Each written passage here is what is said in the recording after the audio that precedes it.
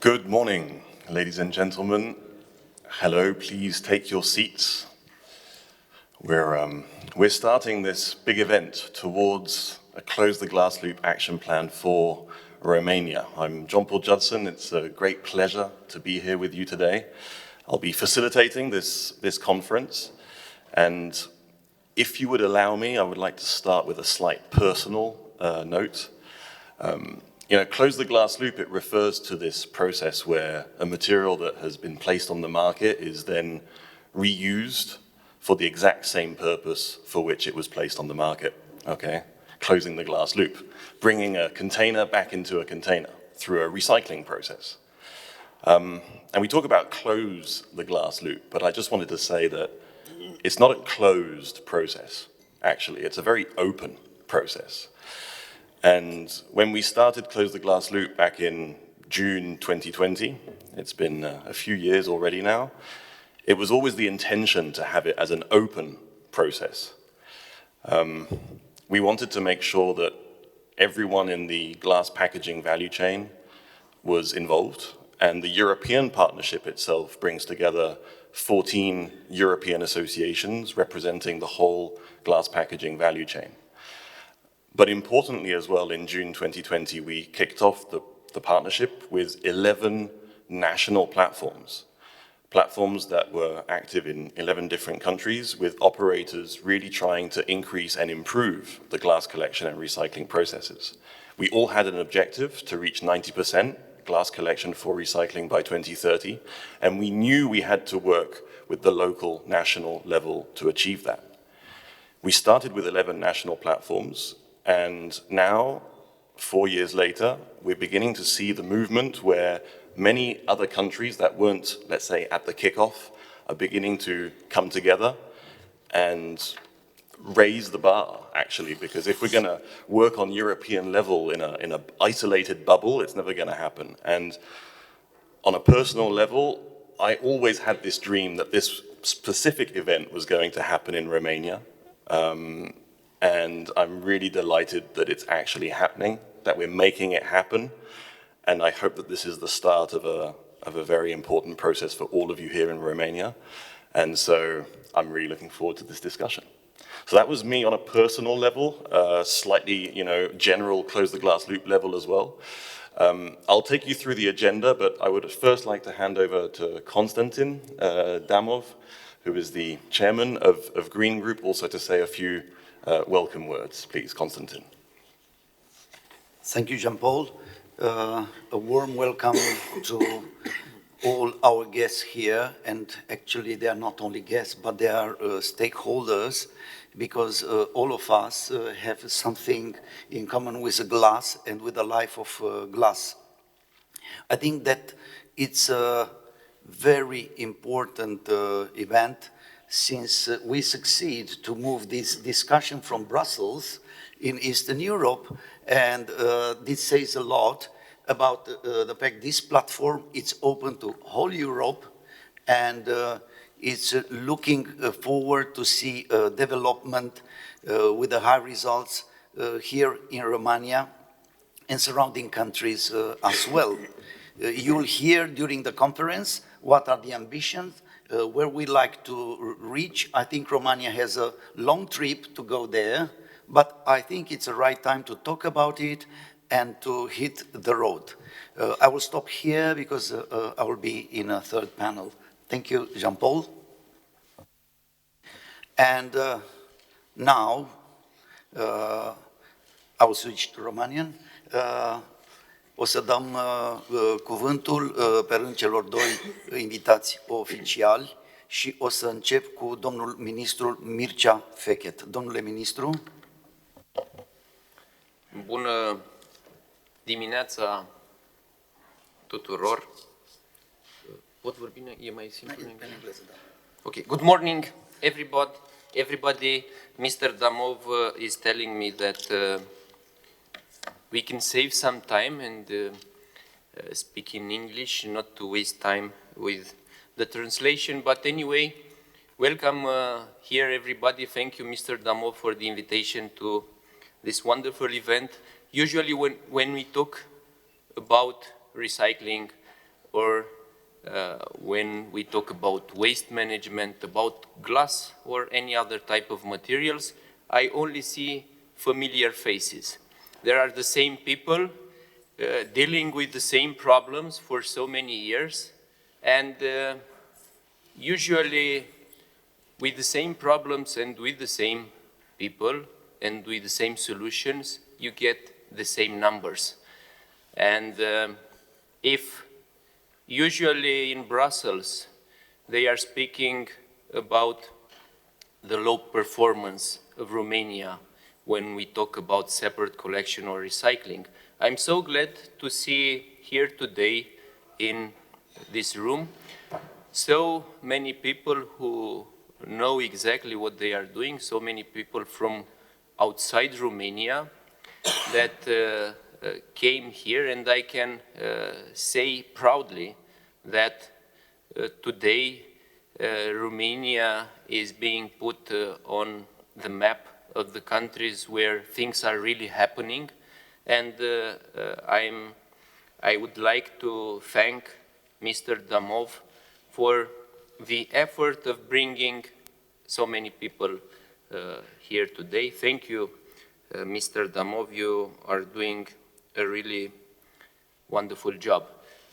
He already presented me a lot of the international participants. I had the honor to meet representatives of great companies who are dealing with recycling of glass in Europe mostly.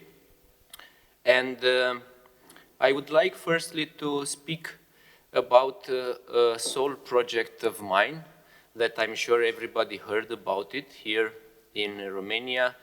I would like to speak about the deposit return system.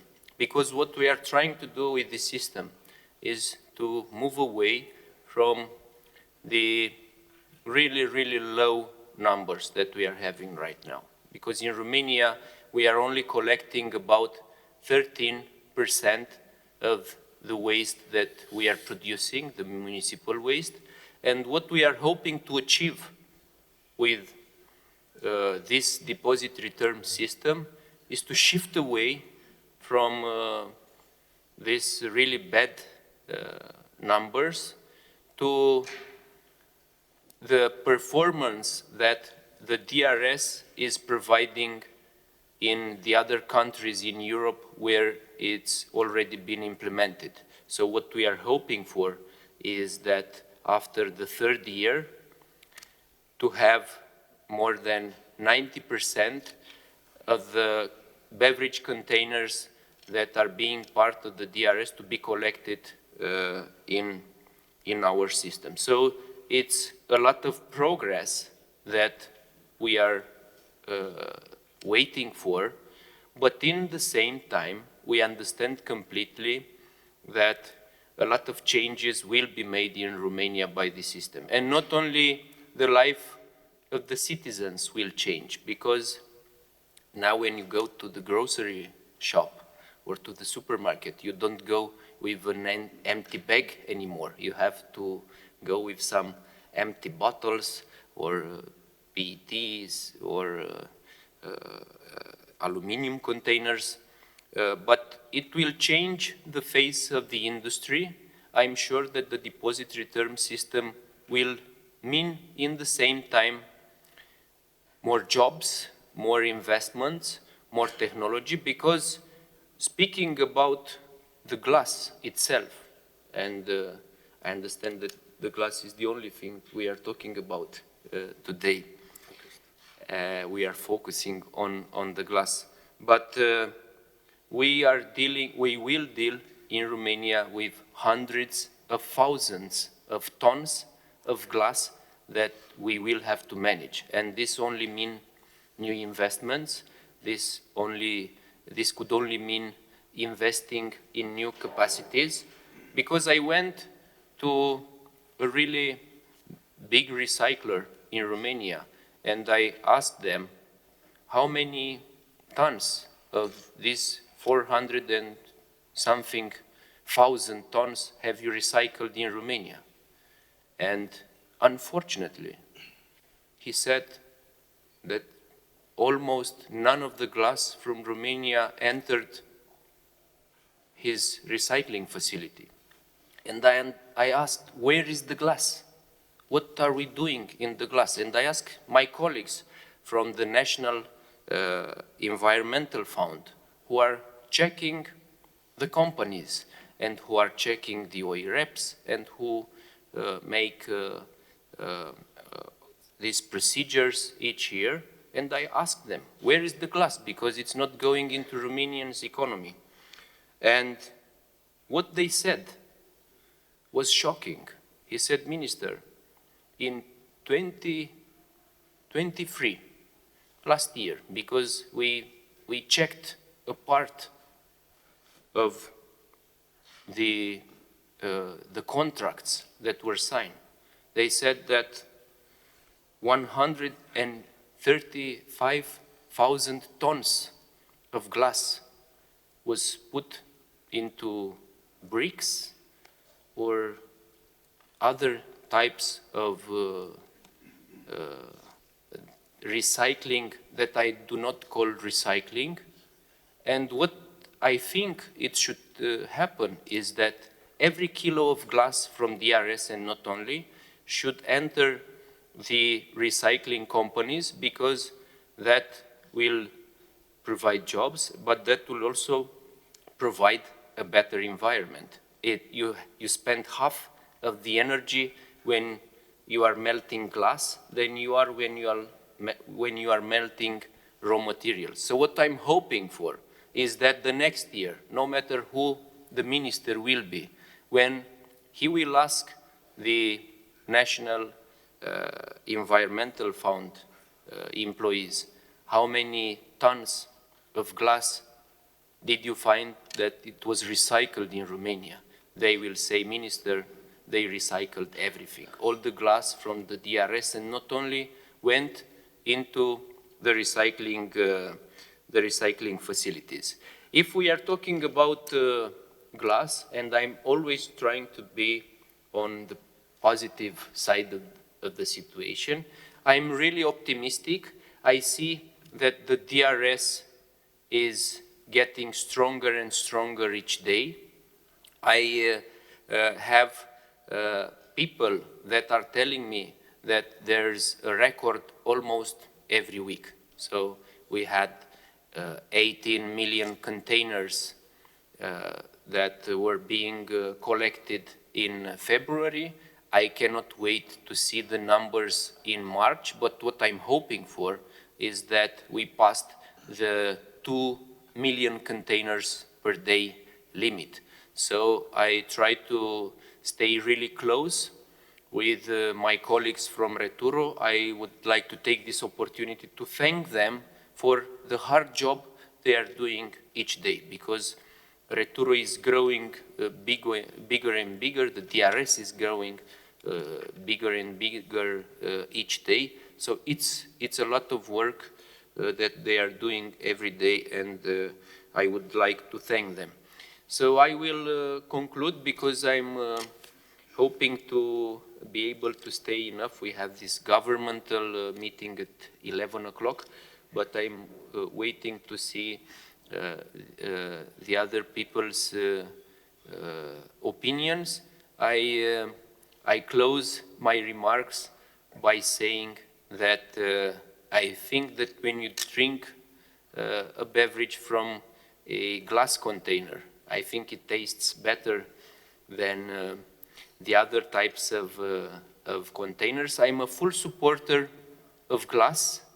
I'm a full supporter of reusing glass containers, and the next big thing in Romania, after we will settle the DRS on its track, it will be reusing the glass containers, standardizing the glass containers. So I cannot wait to sit on the same table with the industry who's raising their eyebrows right now when they are listening to me. But I care a lot, and I know how important is the dialogue with the industry, and every decision we are taking in Romania, we only take it after we have a lot of consultation and after we know for sure that we are not damaging the economy. So thank you. I wish you a very fruitful meeting here in Bucharest in this wonderful building, and I cannot wait to be told by Mr. Damov what were the conclusions of the discussions today. Thank you.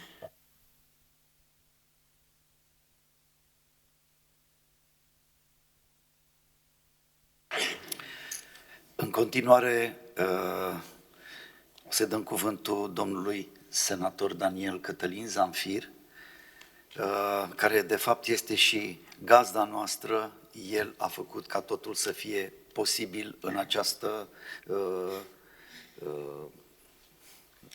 sală, e prea puțin spus sală, și o să aflăm și opinia economică a industriei.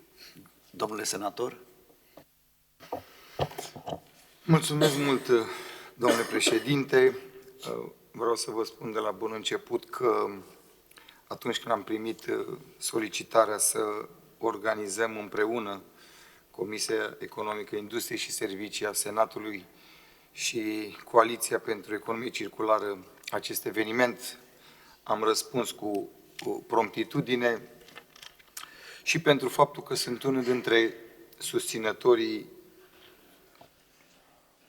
fervenți ai industriei de reciclare în general. Cred cu tărie că industria de reciclare poate fi un motor în orice economie, cu atât mai mult cu cât, iată, este a doua industrie după industria de IT cu potențial de dezvoltare. Sigur, în particular, vorbind aici de reciclarea sticlei, aici e un mod aparte de a discuta despre această materie primă, pentru că, dincolo de faptul că este un material nobil, nu? Sticla nu e folosită doar ca ambalaj și privită ulterior ca un material reciclabil. Sticla, iată, a căpătat valențe remarcabile și este folosită în multe industrii, une dintre ele chiar de lux. Ca atare, cred că reciclarea sticlei merită să aibă un loc aparte și dacă o privim din punct de vedere al economiilor pe care le facem atunci când reciclăm și a faptului că reducem poluarea, dar înainte de toate este, ceea ce spuneam, importanța pe care trebuie să dăm acestui material și i-aș spune nobil, numai gândindu-mă la câte lucruri deosebite se pot realiza din sticlă. Mai un aspect aici care vreau să-l semnalez, faptul că industria de reciclare a sticlei în România e undeva într-o fază nu așa cum ne-am fi dorit. Eu mi-aduc aminte în regimul trecut, da, mi-amintește domnul ministru, da, fiecare sticlă, domnule, nu exista practic ambalaj de sticlă care să nu fie returnat, că era vorba de sticle de lapte, că era vorba de borcane, de murături sau dulcețuri, orice fel de ambalaj de sticlă reciclat. În vremea respectivă, cred că se recicla sticla și poate cei care sunt aici mă pot ajuta, cred că în proporție de 90% orice fel de ambalaj de sticlă era reciclat. Eu mi-aș dori foarte tare să ajungem în acele vremuri, pentru că sticla are un potențial practic de reciclare nesfârșit. Sigur, dacă vom înțelege cu toții că va trebui să folosim acel material, poate fără coloranți, nu? Pentru că atunci intervine dificultatea de a recicla, iar aici industria își poate pune amprenta mai mult decât orice. Eu aș vrea să ascult foarte mult părerile dumneavoastră. Am spus-o și o repet, sunt un mare suporter al industriei de reciclare. Cred foarte tare în potențialul lor și aici, că vorbim în mod punctual de reciclarea sticlei, mi-aș dori foarte tare să vedem împreună ce putem să facem ca să stimulăm practic această industrie. Mulțumesc, domnule președinte, vă felicit încă o dată pentru organizarea acestui eveniment și sunt bucuros să avem alături atâția reprezentanți ai industriei din întreaga Europa. Mulțumesc mult!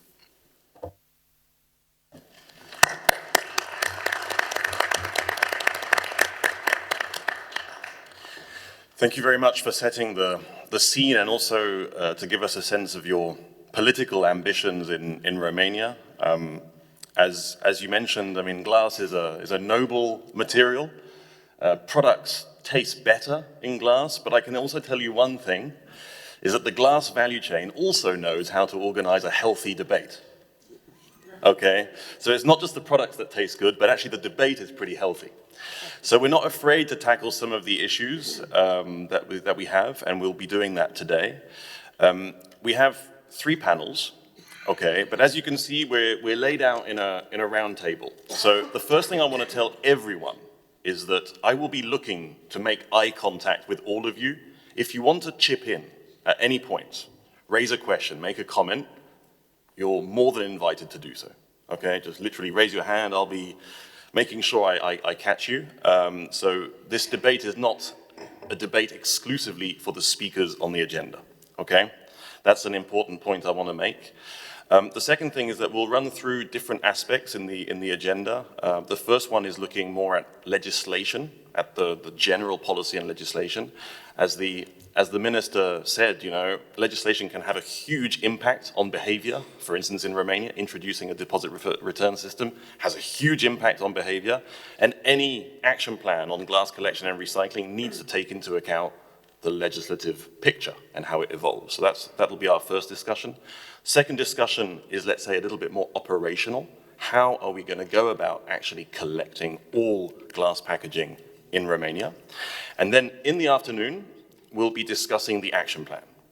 Okay, this is particularly where I would like all of you to contribute, because at the end of the day, what we would like to have is a sense of what will be the priorities of a glass collection and recycling action plan in Romania, and how will we organize that.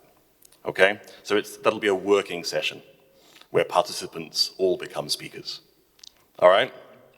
That's our program. So, to get us started, let's look a little bit at the evolutions of the European and national legislation surrounding the placing on the market of glass containers and indeed all packaging. It's constantly evolving, you know, every few years there's almost like a new piece of legislation.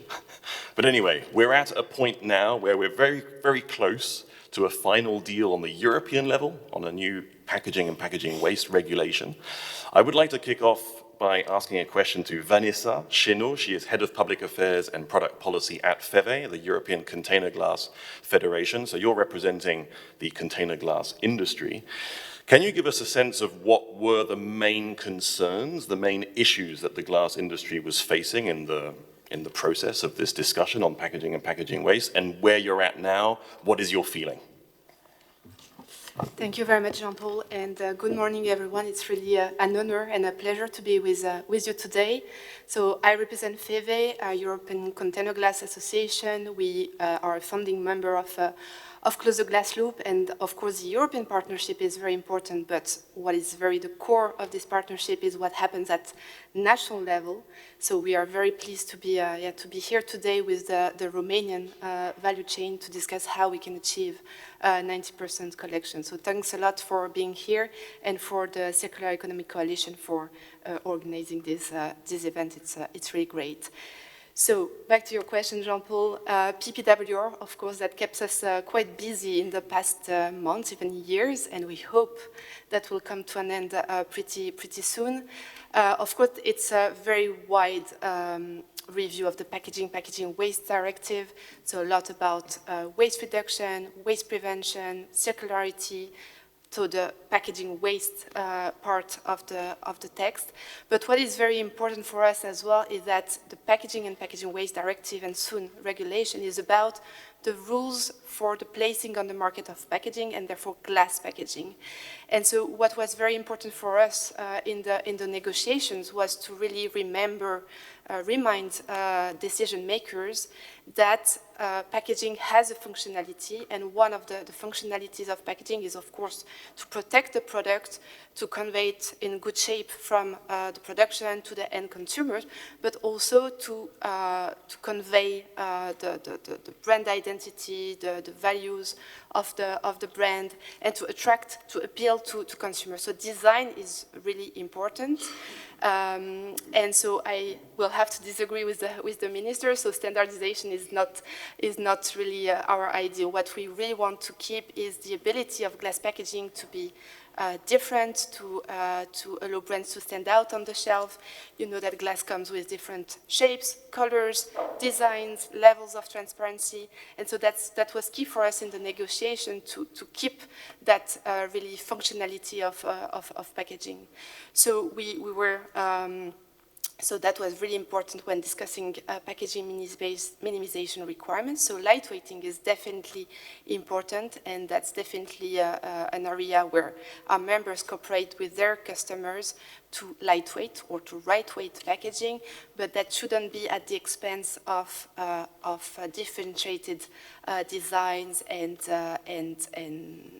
shapes. So that was very important, and according to the provisional agreement, this has been to some extent taken into account, and so we are pretty pleased with that. That design is a key functionality of packaging. And of course, what was very important for us is in relation to recyclability. One of the main reasons to have a regulation was to ensure that all packaging placed on the market will be recyclable. And it was mentioned, glass is a fantastic material in terms of recyclability, permanent material. You can recycle over and over again. It will not lose its intrinsic properties. And what is very important for us is to, that's the reason we are here today, is to close the glass loop. So we want to make sure that this bottle, when it's recycled back into a glass bottle or a glass jar or a glass flagon. So we wanted to raise the ambition of the initial Commission's proposal to have really this attention to closed-loop recycling. In that sense, the final deal is a little bit disappointing because there is not such recognition of closed-loop recycling, but what is in the final deal is really the recognition that different recycling processes will bring different levels of quality. And there is this definition of high-quality recycling, which we very much welcome, and that will lead us to a number of discussions in the years to come to implement this. So there is much more to be said, but that would be my two key first points.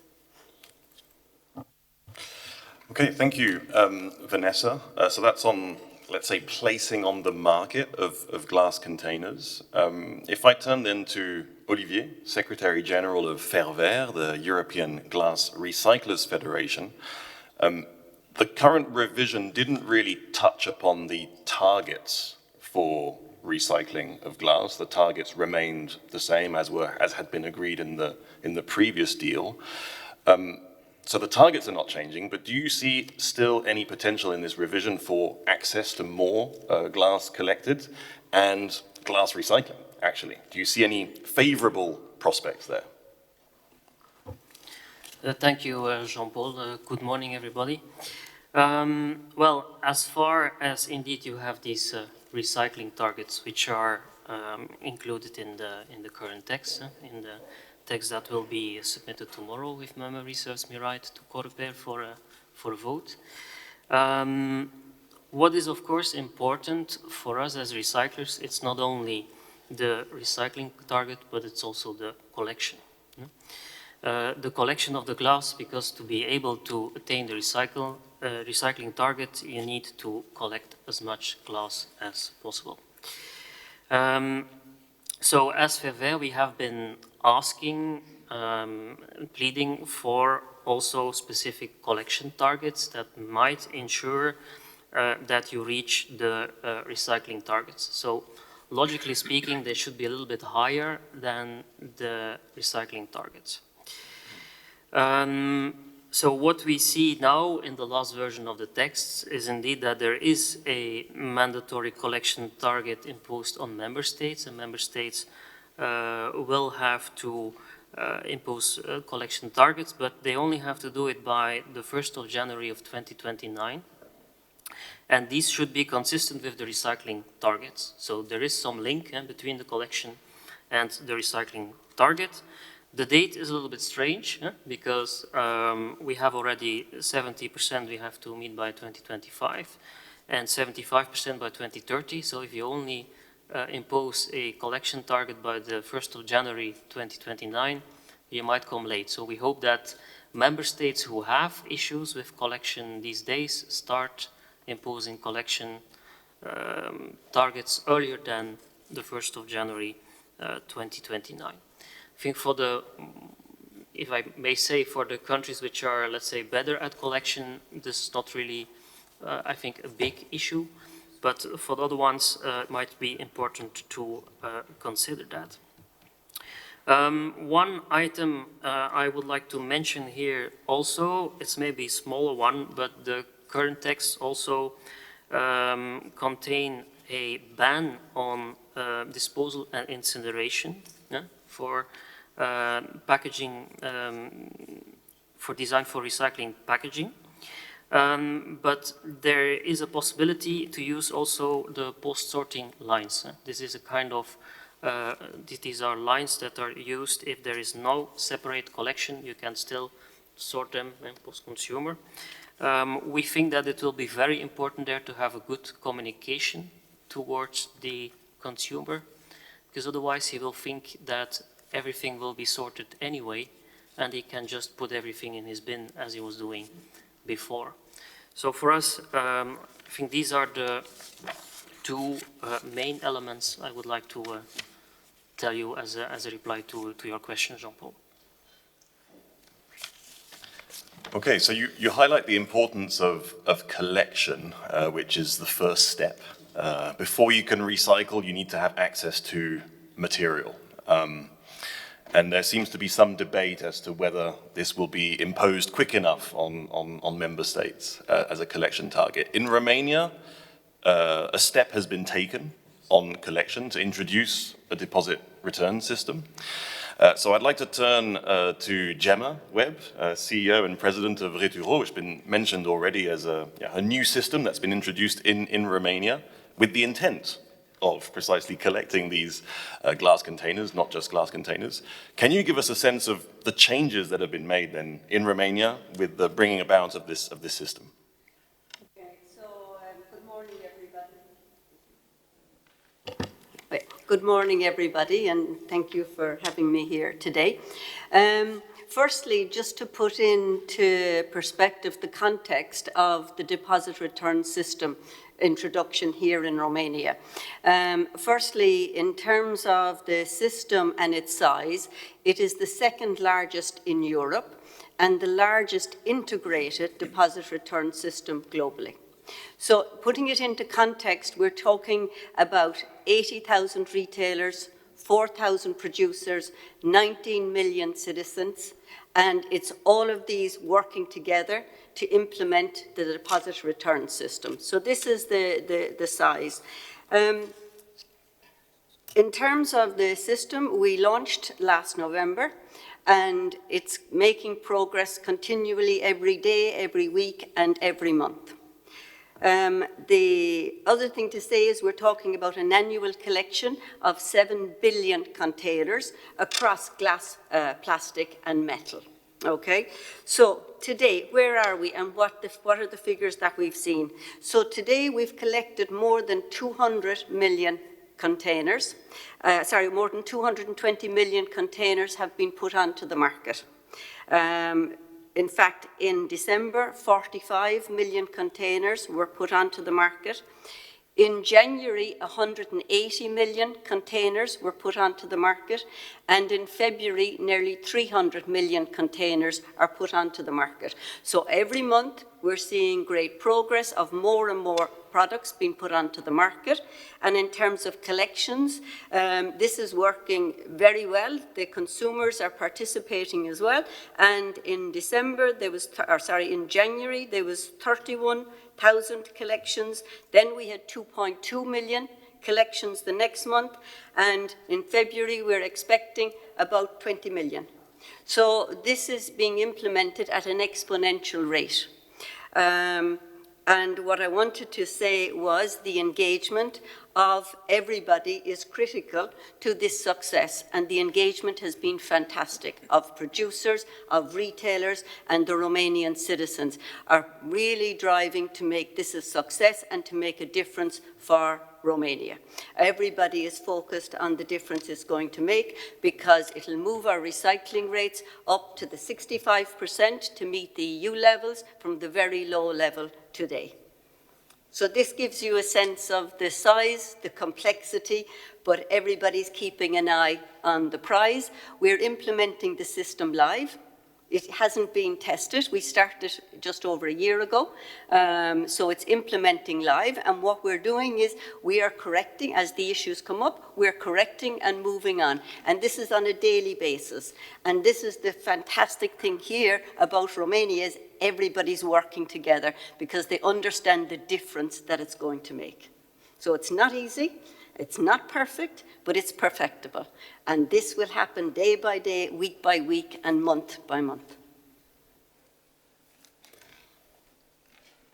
Okay, brilliant. So you're working with an ambitious program, and it seems to be, increasing every month, Yes. the number of containers that you're getting back, and the number of containers with a deposit being placed on the market.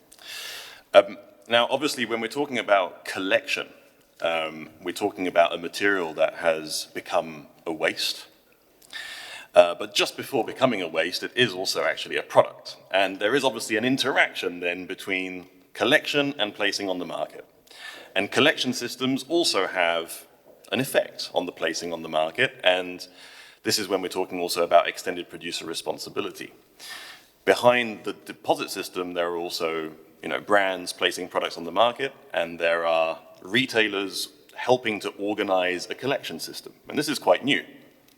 Typically collection systems would have been managed by, municipalities. So there's also big changes for brands and retailers, and this is what I'd like to hear from now. Could we maybe then start with Emanuel Parvulescu? He's sustainability lead at Mega Image, part of the Deleuze group.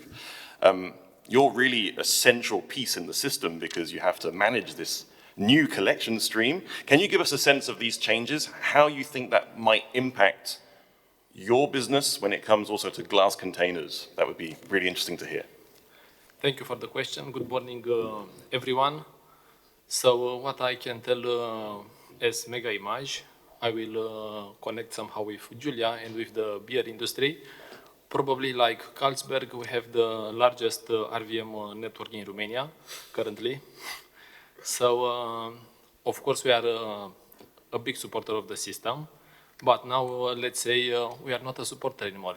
We are a player, and the game is completely different, In the field, it's completely different than on the TV, on different town halls and so on.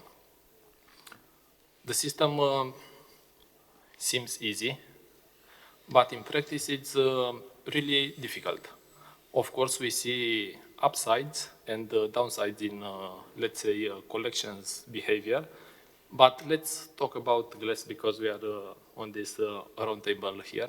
For example, in Mega Image, in January, 2% of what we have collected on all of the containers have been represented by glass. In February, we see that this, let's say, level has increased from 2% to 8%. What makes the glass different from the rest of the materials? Since we are collecting the glass crushed, of course, this creates hurdles because there are a lot of health issues regarding transferring the glass from the bins in which the glass is collected to the transporter and so on. But what can I tell you is that the vision of the system is properly set. The team players from the systems, regardless of the let's say stakeholders, like Mr. Damov said initially, are keen to see the system succeed.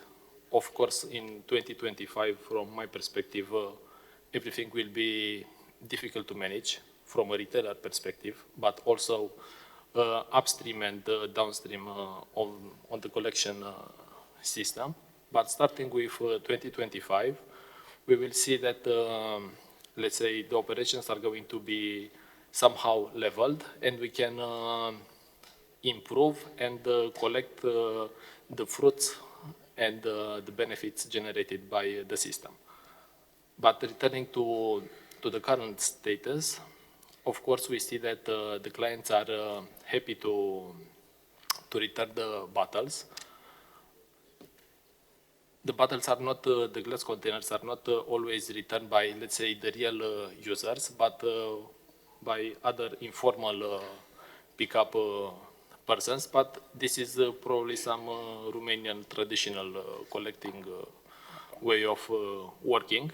But this is a good thing. In practice, what we are looking at is to see that these containers are not staying in the garbage, they are not remaining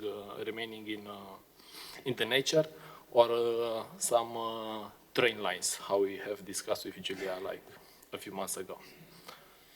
Just to have an overview, and since we discussed about Carlsberg, and probably I will also ask Julia to continue. Thank you. Yeah, I mean, indeed, I would like to turn to Julia. I mean, you're representing the brewers of Romania as general manager, and beers are obviously then part of the system. Do you see that there will be any changes in the market actually when it comes to the containers being placed in your sector and the relationship that will have with the deposit system? What are your concerns, or where do you see opportunities? Good morning, everyone. Thank you, Jean-Paul, for the introduction, and really happy to be here in this event today. I will be the one not saying that glass is the most suitable beverage container, and that the beverage in glass is the best, because obviously the beer industry places on the market the widest range of packaging. But definitely the glass is an important share of the packaging split in the beer sector. And it has actually been the only one that has increased over the last 10 years. So at least in Romania, we saw an increase of 10% in beer consumed in glass to the detriment of PET. And I think that's a significant trend already. And just because we have such a complete set of packaging that we are using, as it was mentioned already, Romania is one of the countries that lays behind in terms of collection rates. The DRS system was considered by the brewers alongside other beverage producers as a solution to compensate for the lack of separate collection that we see at the level of local municipality. So it basically comes in to solve a problem and to increase the collection rate. Eventually also to put forward the clean material for the recycling industry to also develop here. When we started to work with the system already 5 years ago, which was an initiative of the beverage industry, brewers together with the water and soft drink producers get together to discuss the ways this system can be implemented in Romania, because at the time I believe there were 10 DRS systems already implemented in Europe, and there were differences between them, and we wanted to see exactly what would be the best model to suit the Romanian particularities, whether regarding geography split, retail split, as well as consumer support. And part of the feasibility studying that we did at the time was also to test consumer preferences, because we were concerned, now coming to your question, about the potential shift in consumption between packages, especially, for example, because we decided that we will go ahead with a single deposit value. The concern was that perhaps that will encourage consumers to change their consumption habits from small packaging in glass and can towards the larger potential packaging available on PET. And we wanted to make the system work in a way that does not create distortions on the market and does not change consumer patterns. Of course, this can happen, but ideally it will not happen in a significant way. So what we expect now from the DRS, the way it was built in Romania, is that it comes with a neutral effect on the market, the positive benefit being that of generating a more informed consumers, because that is exactly the expectations that we have, where Romanians will become more aware of their impact on environment and more concerned about how they handle their waste. In particular, the beverage containers now have a destination that is more environmentally friendly. Thank you. Okay, so you had this consideration on potential market distortion when introducing the system. You went for a single deposit value. That's an interesting starting point, but there is always going to be an interaction between the collection system, consumer preferences, the evolution of the packaging mix in the market, and this will then also lead to changes possibly in the operational side, coming back to the point of Mega Image on how will these materials evolve and the necessary space that you need to devote to each of these materials. Maybe to get another market perspective, could I bring in Alin Visan, Legal and Compliance Director at Maspex Romania. Can you give us a sense then of how you see the evolution in your market in the soft drinks sector and fruit juices, I think? Thank you, Jean-Paul. So it's not about only soft drinks, but also I can bring you a flavor of water market and also other food products which are packaged into glass. It was a game changer. Introducing DRS last year, it was a game changer for us like an industry. And why am I saying this? Because from an operational point of view, it was an easy part for us to change some labels, okay? But what needs to be changed, what was the essential change here was what we do with the package. Of course, for the consumer, what is important is the product, what's inside. No one really cares about the package. But we should be responsible of what happens with the package after it is consumed. And we are here to be responsible both in financial way, okay, to support the costs of getting the product back and recycle it. And also doing what's necessary to make sure that this is really happening. Why am I saying this? We have faced here in Romania, 2015, not many time ago, a huge change. It was a huge change generated by an impact, a real impact of controls of what happens with recycling. And it was a boom at that time when we realized, together with the authorities, that the money we are using to spend in the system as producers to finance this collection and recycling was not truly used for that purpose. It was a huge fraud, guess what, in glass recycling sector. And what happened then? We paid penalties as producers, huge penalties. And it was a time when we decided, come on, what can we do to stop financing a system which is not working? And then it was our interest and involvement and supporting local DRS system. That's why you have here such extended products area covered. You have all drinks, all beverages, all packages in the areas. That's why it's different, Romania, from the other systems. That's why maybe someone can ask, come on, why is glass in the areas? It's not usual. There is an explanation, because it was not the proper way to handle this package. Okay? Now, what is the impact for us, like producers? We don't want to have an impact, because we want to sell our products to the consumers. We want to offer them the same experience with the same range of packages, because someone likes it in glass, someone in PET, small bottle, big bottle. This shouldn't be a change on how consumer is feeling this new system.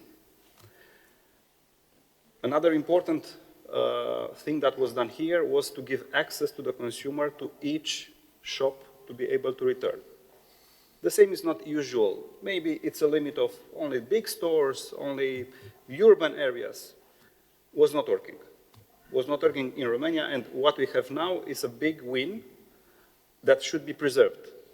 We need the best experience for the consumer to be most easy way how to handle this post-consumer packaging. Okay? And results will appear. I know Gemma is optimistic. We are also optimistic that we should arrive in the proper place where 90% of the packages is collected and then recycled. It's early, but we have a fatigue. Some industries already think, why are we participating in this expensive system, which is the DRS? I will not say names, but we shouldn't have these feelings. Industries should be responsible and should seek for final outcome of their existence on the market. We are not here only to sell the products. We are here to be responsible of what happens after the product is consumed. And if we know that for Romania, especially, the solution to handle this very material like glass, in order to have it properly sorted, properly collected, not contaminated, is the DRS system. So let's support the system. Let's accept this extra cost, which maybe looks different than previous system, maybe looks bigger, but what can bring us 90% collection rate, good material, properly sorted, no price is enough for paying this. Thank you. Thank you. And in addition to what you're saying on how extensive the system is, covering all beverages, all materials, you're also adding an important point, which is all retailers or all shops. So there's no question of size. I mean, I guess maybe very, very small stores might be somehow exempt. I don't know, not even, okay. So that's also a very extensive coverage on the ability for consumers to go back to certain stores with their empties. Now, I know that deposit return systems are, in general in all sorts of countries, and we know that this is going to be a movement that increases because the targets, especially on PET, are such that it's difficult to achieve them without introducing some kind of deposit return system, but then that also has a potential effect on whether or not other materials should be included in the system, and you explained the reasons why glass would have been included in Romania, but there might be different ways of seeing that in other countries. There is nevertheless some experience across Europe of deposit return systems, including glass, for recycling.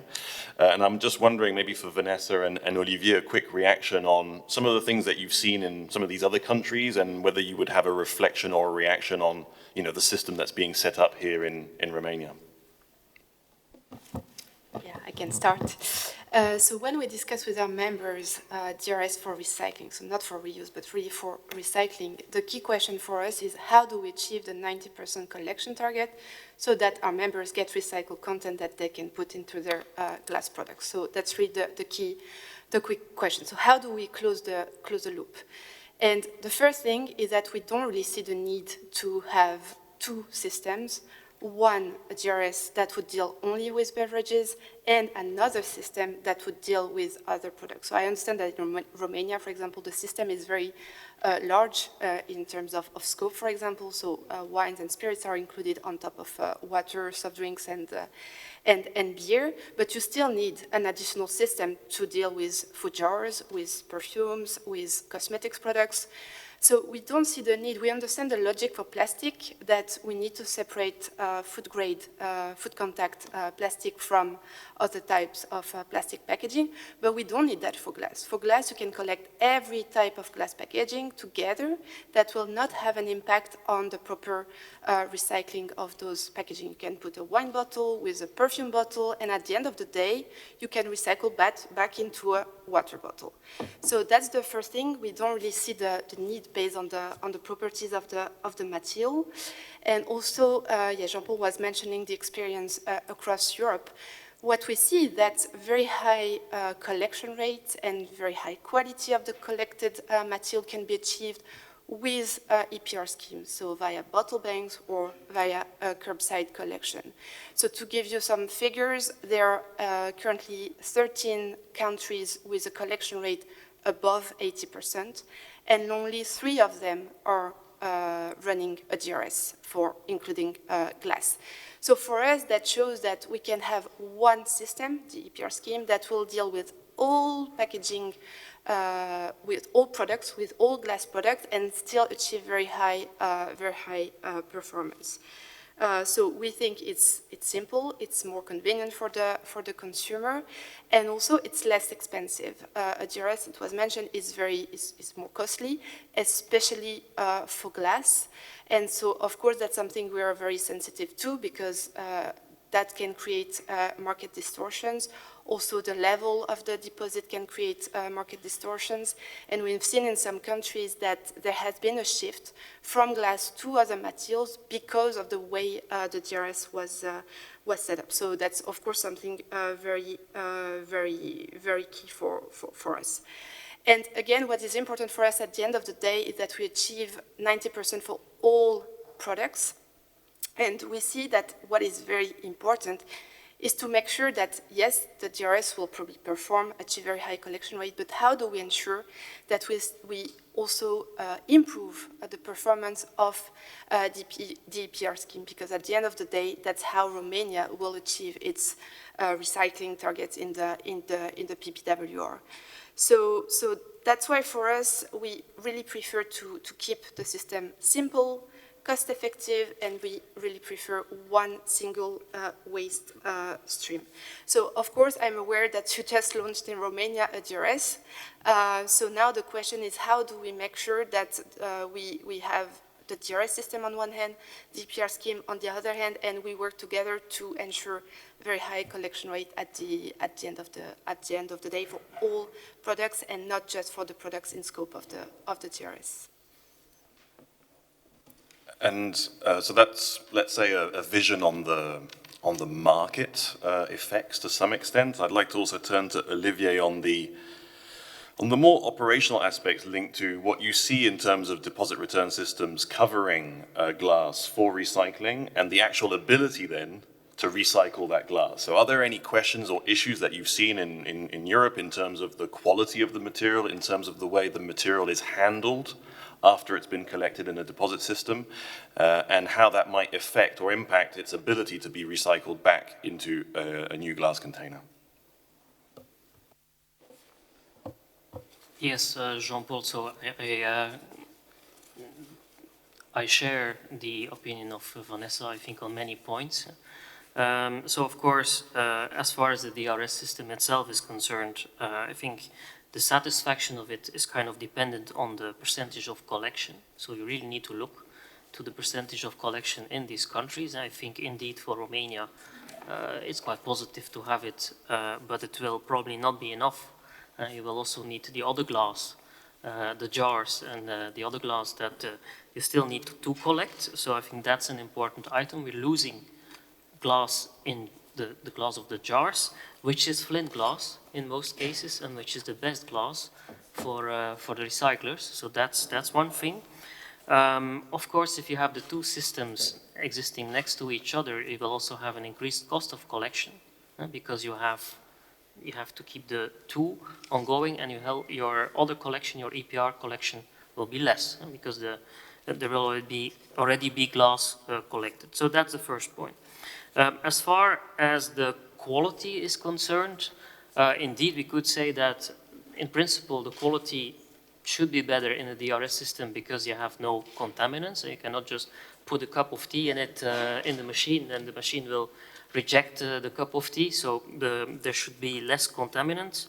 However, what we see is that there is an imbalance in colors, because you have the first of all, the glass, and I think especially here in Romania, also it's broken. Often it's broken when it goes in the machine to avoid that it's circulating 200 times, so to say. So because it's broken, you have more fines. Yeah, the fines cannot be detected by the optical sorter. And because it's mixed, so it's mixed glass, you have less white glass, because you have the jars that are not included.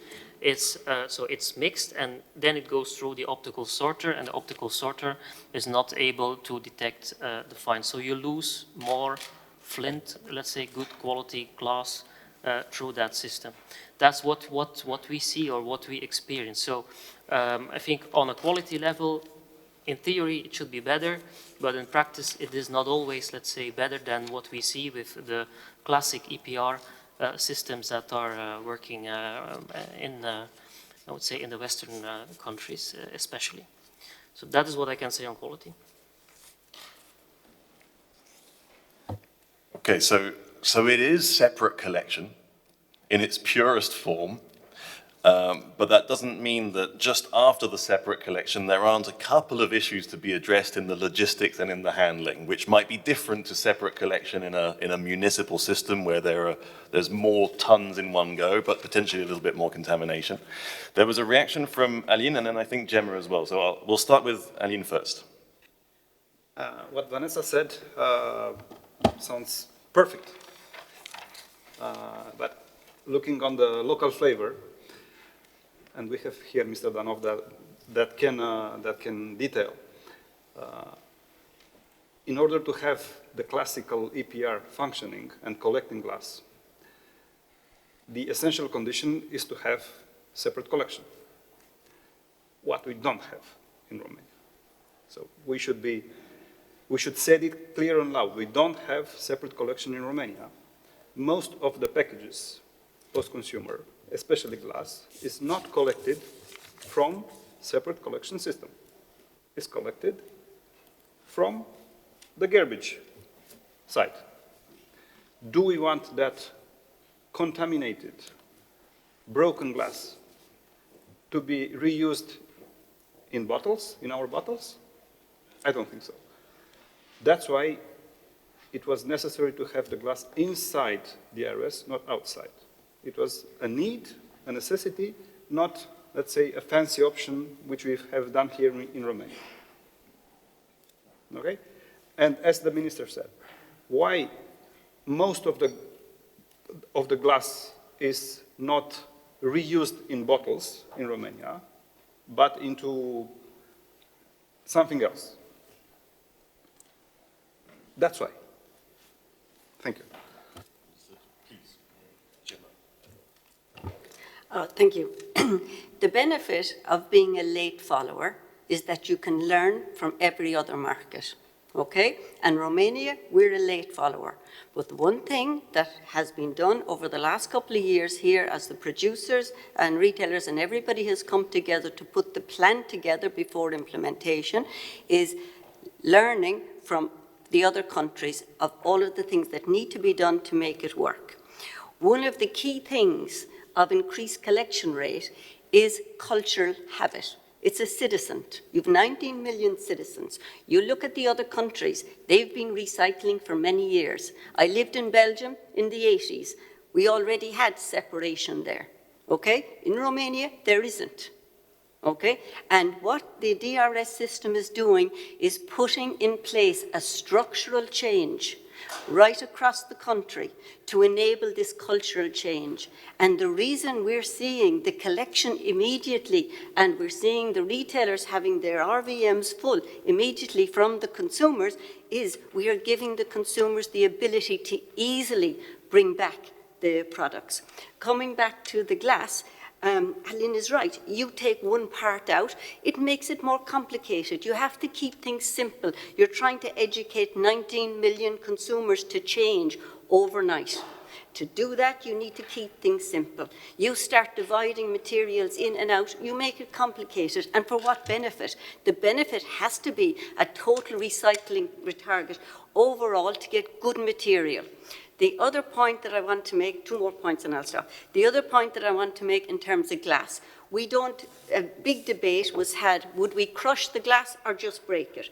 We made the decision here, we would just break it to not have the issue that you just discussed and to make it easier for recycling the glass. So this is a very specific specification. And the other point that I wanted to make is, I've just forgotten it, but we can come back later. If it comes back. Yes, sorry. So in terms of the infrastructure, one thing I didn't mention earlier is the infrastructure that we're putting in place. Here is we're putting counting and sorting centres nationwide to reduce the cost of the logistics, which is one of the key costs. And here we bring the products to there. We already have 3 counting and sorting centres up and running. In another 3 weeks, we will announce Brasov, because we'll have another centre there. At the end of April, we will have Bucharest up and running, and by June, we will have the majority of the centres that are required up and running here in Romania. Final point I will leave you with, 3 weeks ago, we sold the first materials to recyclers. Okay, and the material, we got the top price because the material was the best quality they had seen so far in Romania. And it stands to reason, you bring glass in, you bring plastic, you bring metal in, all separated, you sort them, so the contamination is minimal. So you get really good quality material that can be put back into the system. Thank you. Julia as well. Thank you. And also building on the same idea, we always said during the process of building the DRS system in Romania and in our interaction with the authorities that DRS cannot be the only way for Romania to meet the targets because it will not deliver against those targets.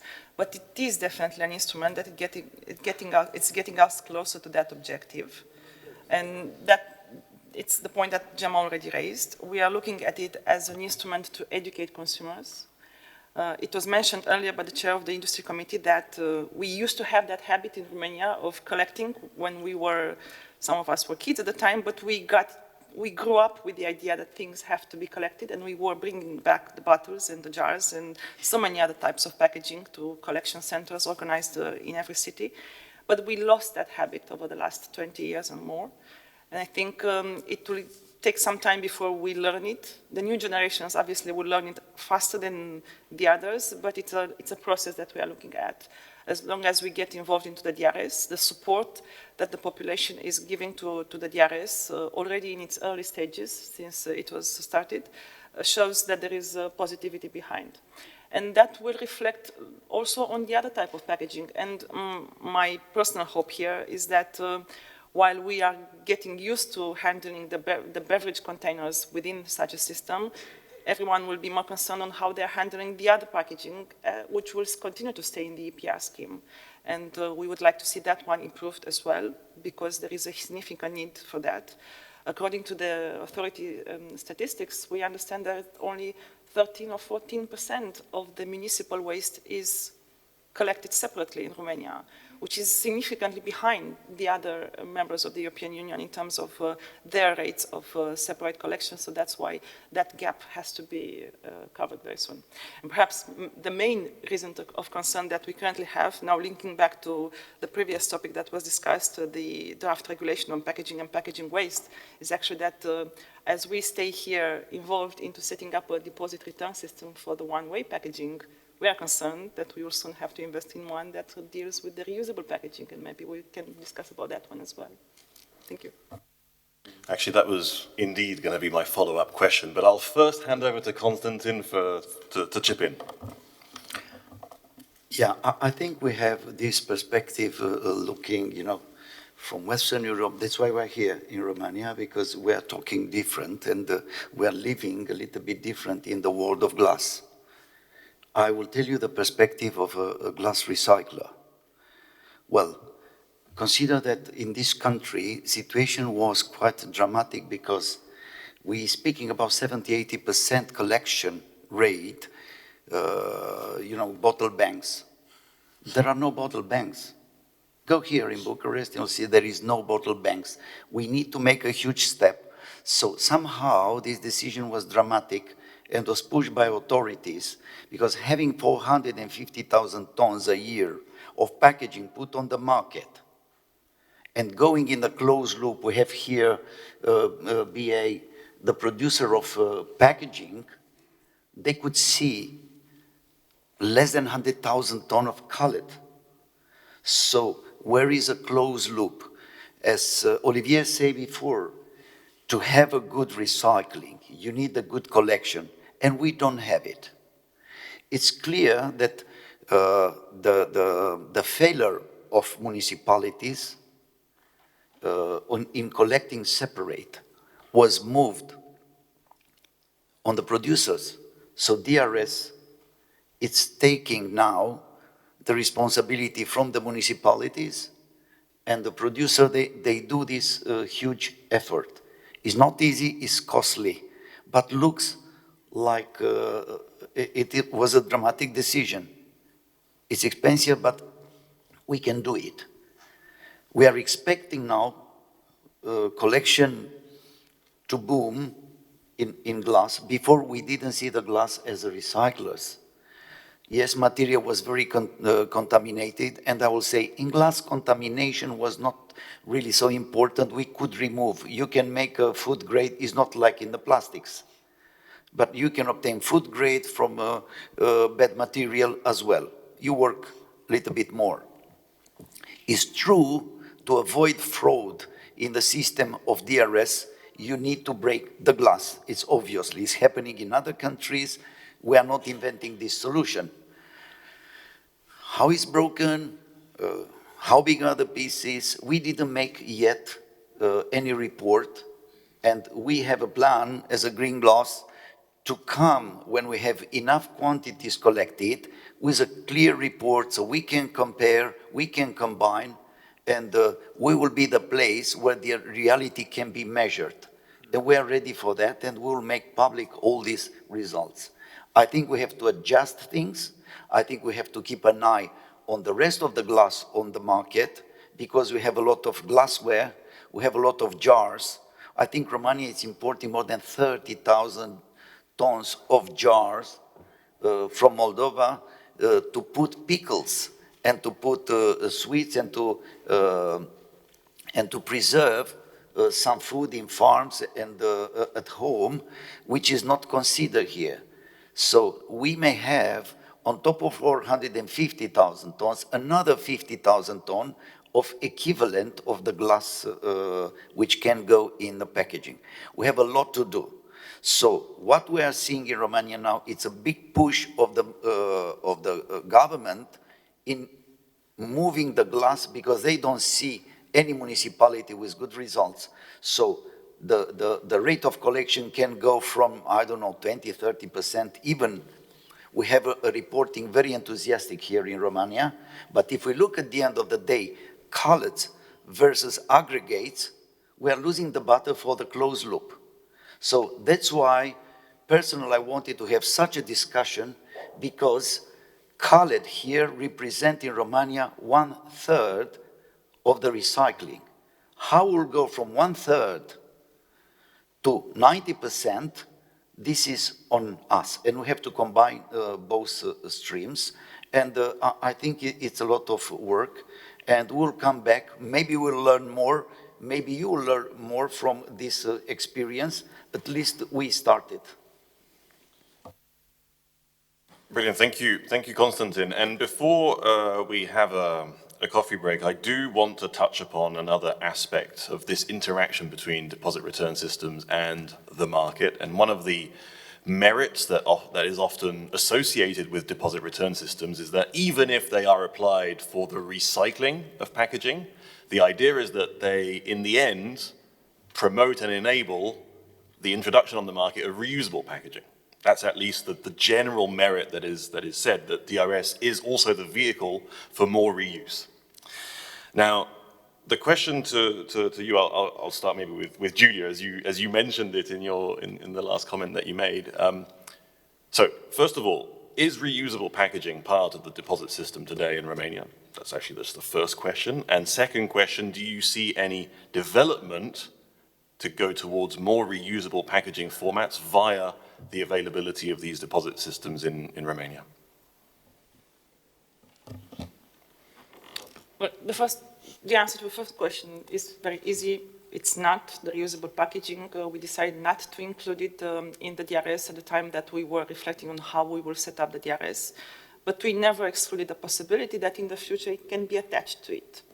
And I'm saying that on behalf of one industry, perhaps the only beverage industry that has retained a significant part of its portfolio in reusable glass, as well as keg, the metal packaging as well. But then also looking into how the system will work and the complexity of the system for the Romanian market, as Gemma already presented, having the reusable also attached to it from the beginning would have been a completely nightmare in terms of logistics and as well as costs associated. It can be attached in the future. We know that there are systems like the one in Lithuania where the reusable glass has been included in the system, in the DRS, and that led also to a standardization, slight standardization of the sector, because they started from a large number of different bottles and got to almost 30 at some point, if I remember correctly. When we did the feasibility study in Romania, we learned that there were, in 2018, at least 60 different bottles, reusable bottles on the market. So obviously, there is no economical option to get to 105, but we might go closer to 30, for example, and that would allow handling the system and the reusable system as well. But I believe that what is raising concerns today, now linking to the debate that is happening in Brussels around the packaging and packaging waste regulation, is the fact that, ideally, this regulation would be a success if everyone leaves the room a little unhappy. It would be the perfect result of a negotiation. But I think there is many strong feelings negative with the way the current regulation looks like, and I know that there is a different wording every day almost. But nonetheless, we see significant challenges. For example, because we started a system in Romania that is likely to cost, I would not say how much, we will just have to see whether indeed it becomes more expensive than the EPR scheme. But we are at the beginning of a significant investment, and because of that we stand close to the Scandinavian countries which have a full circulation system already in place. When we said as a sector that we need to have complementarity between the targets. We cannot look at the DRS system and the reusable system as two parallel systems that we can invest in both at the same time. So understanding that there is no viability between investing in parallel in two systems, we hoped that the regulation, and we still do because there is no final wording yet, will reflect this complementarity between the targets so that when there is an efficient DRS system in place, the aim for the reusable should not put the current DRS, the existing one, at risk of being dismantled in that sense. And of course, well, there are other concerns that we have with the wording of this regulation, but that links also to the way we approached the topic of DRS in Romania, which was to include all beverages, all packaging. We believe that exemptions for certain categories of beverages and certain categories of packaging should not be the way forward, because introducing such discriminatory approach at the level of the EU legislation already creates discrimination within the market and likely will also generate distortions between economic operators. Okay, thank you. Aline, a vision on reusable packaging in your sector. Do you see a potential for DRS to move in that direction here in Romania? Indeed, it's the way forward.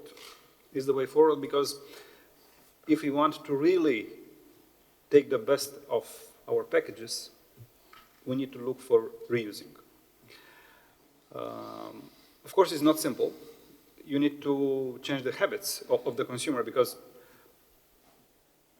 you have it now in the shops, but you need to trigger the consumer to pick the one which is returning it, okay? We'll work on that.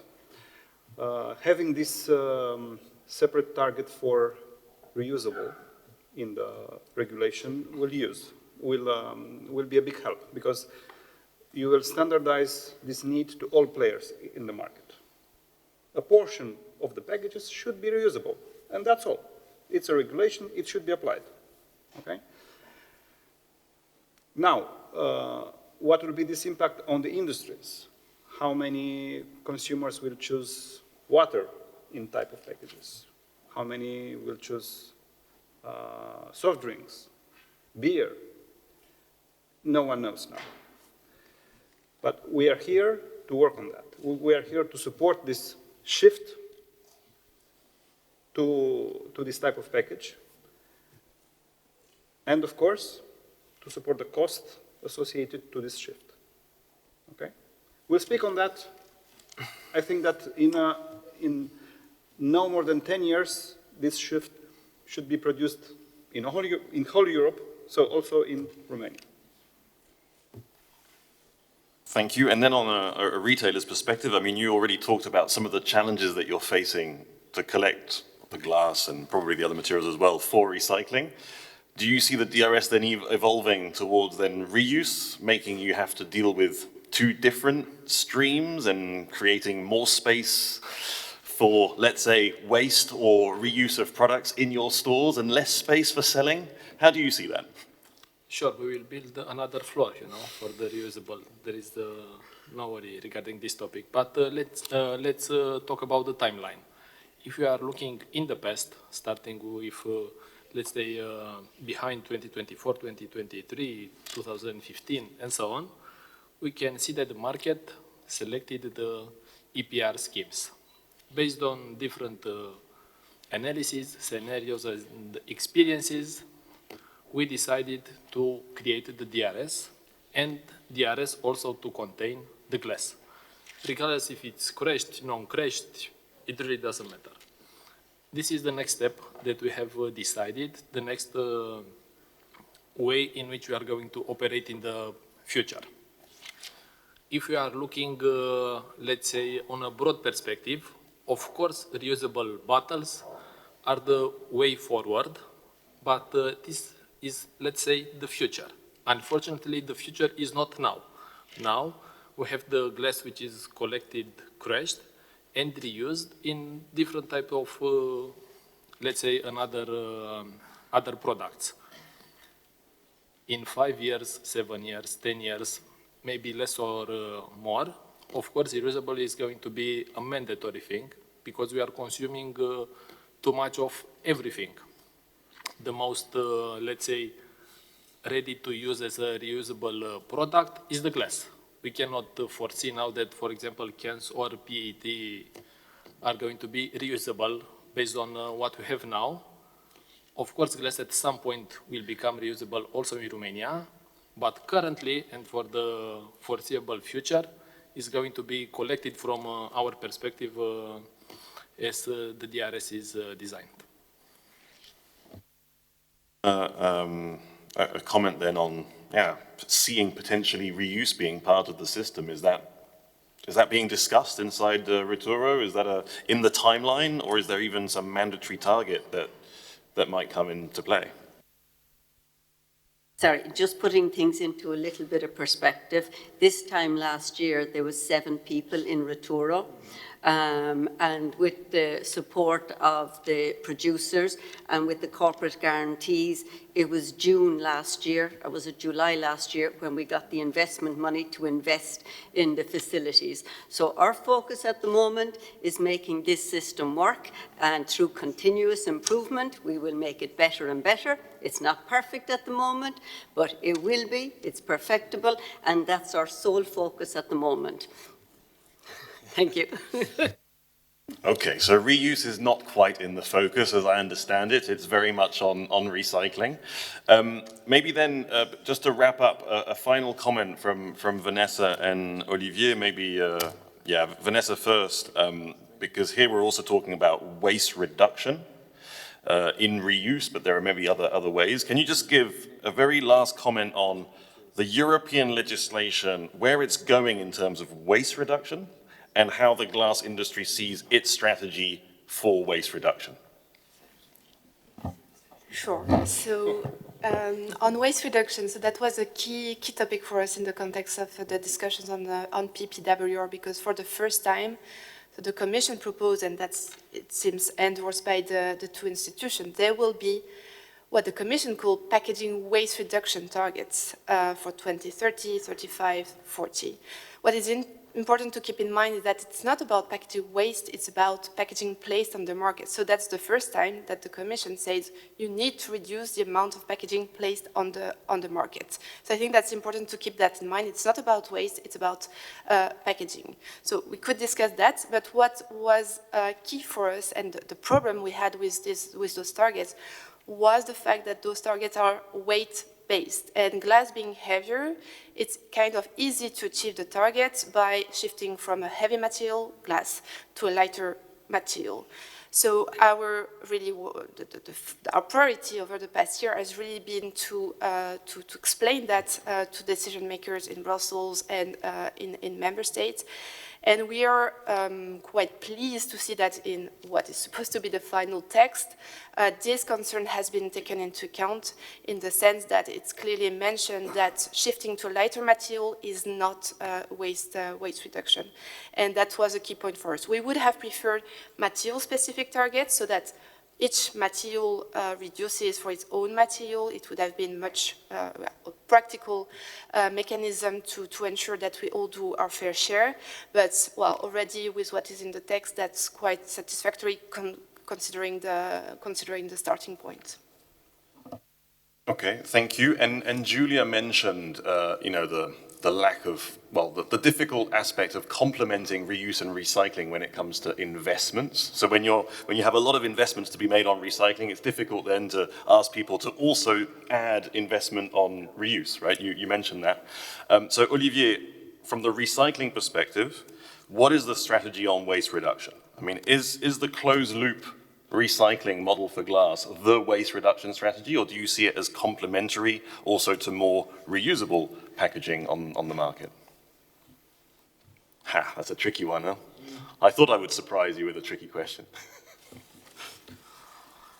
Let's say that to look at reuse, we do not really have a very clear position at this moment on reuse, because we would like to assess a little bit more and see what happens. But what we can say, that what we think is that, of course, if the volumes go down, cost will go up for collection. So that's one thing, whether we like it or not. So that's one thing. On the other hand, we think that maybe if we go more towards reuse, we might have more glass again, because glass is a better material than for reuse than the plastics and we think and metals. So that could be positive in the end for our recyclers. And we might also have better quality, because if we have reuse, we will be more in a B2B market when we get the glass than in a B2C market. So that's what we see for the moment. And you still need to recycle the glass at its end of life, even when it's done several rotations in the market. So it's actually quite complementary, if I understand it. You can recycle and reuse. Okay, well, a warm round of applause for our 6 panelists. It's been great, thank you so much.